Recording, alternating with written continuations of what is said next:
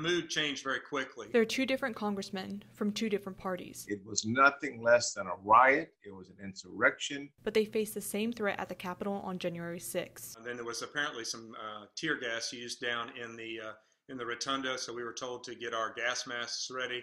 The day started with a protest over electoral college votes. Republican Greg Murphy of North Carolina's 3rd Congressional District planned to object certifying Pennsylvania's electors. So I made it very clear that I was going to be objecting on constitutional grounds. Murphy stands by his objections.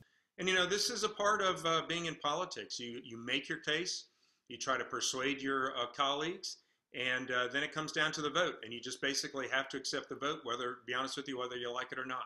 But 1st District Democrat G.K. Butterfield says the electors from battleground states and election results overall were proper. There was no evidence whatsoever in any of the 50 states.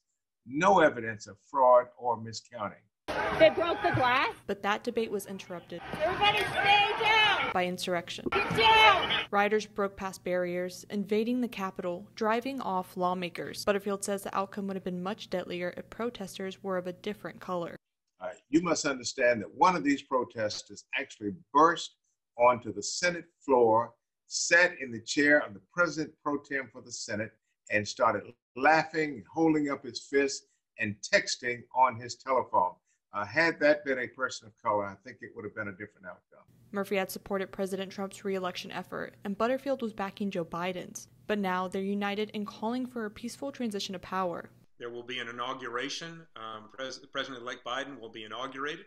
And my prayer is that President Trump does that in the manner that he said he is committed to for a peaceful transition. And they're calling for bipartisan efforts to solve the nation's problems. You know, our enemy is not Democrat or Republican. That's not the enemy. Our enemy right now is COVID-19. Two different congressmen, two different parties, both looking to the future. He and I are friends.